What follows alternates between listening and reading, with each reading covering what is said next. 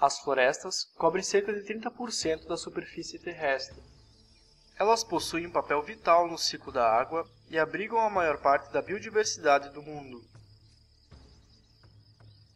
Mais de 1 a cada 6 pessoas no planeta dependem diretamente das florestas para sua subsistência.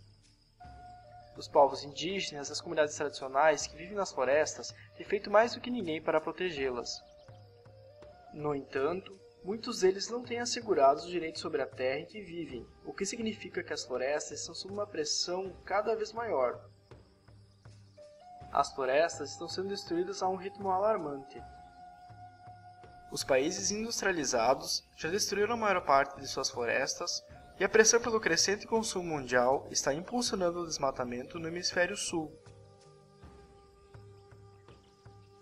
As florestas estão sendo cortadas e convertidas em áreas agrícolas e plantações produtoras de ração para a indústria de carne e estão sendo eliminadas para a mineração.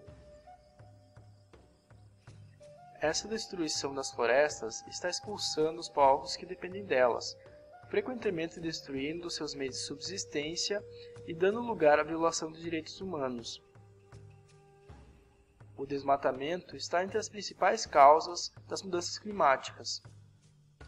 Embora a maior parte das emissões globais de dióxido de carbono serem provenientes da combustão de combustíveis fósseis, o corte de árvores também contribui para a acumulação de dióxido de carbono na atmosfera. Quando as florestas são queimadas ou desmatadas, o carbono que aí estava armazenado é liberado para a atmosfera. Para reduzir o desmatamento, primeiro é necessário saber o que o está causando. O consumo mundial de produtos agrícolas e florestais é um dos principais impulsores do desmatamento. 70% das terras anteriormente cobertas por florestas na região amazônica estão ocupadas por pastagens para gado. Plantações para celulose, alimentos processados e muitas outras coisas à venda no comércio e supermercados, direta ou indiretamente, causam desmatamento. E isso gera uma pressão sobre as terras do hemisfério sul, a qual aumenta o desmatamento. O desmatamento também é impulsionado pela falta de clareza sobre a pergunta: de quem são as florestas? Maus governos levam a más políticas governamentais sobre o uso da terra, muitas vezes alimentada por altos níveis de corrupção. Como podemos parar isso? Para lutar contra o desmatamento, é necessário abordar as suas causas. Porém, as Nações Unidas e o Banco Mundial têm outra proposta em mente.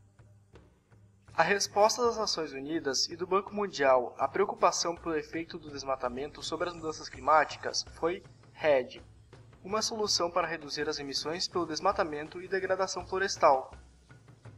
O foco atual de REDD é conseguir dinheiro para a proteção florestal mediante a quantificação das reduções de emissões por não desmatar e então vender créditos de carbono em um mercado de carbono.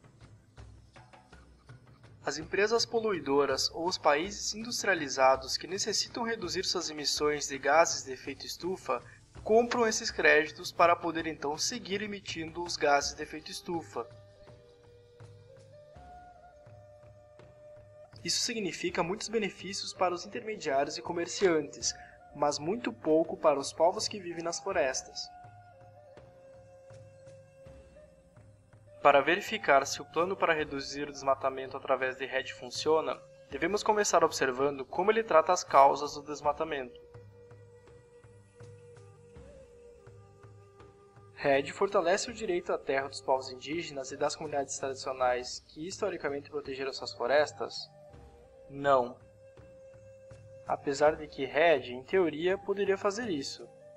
Na prática, aumentar o valor das florestas pela promessa de ganhos com REDD tem feito com que as florestas estejam cada vez mais sob a ameaça de que os governos assumam a propriedade estatal das terras florestais e eliminem a possibilidade de que os direitos das comunidades à terra sejam reconhecidos. Qualquer solução ao desmatamento que não respeite os direitos das populações tradicionais não só é injusta, mas também é profundamente ineficaz.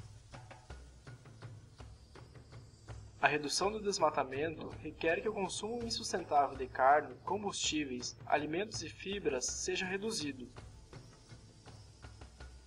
Isso precisa ser uma iniciativa dos países industrializados e deve ser priorizado nas políticas governamentais.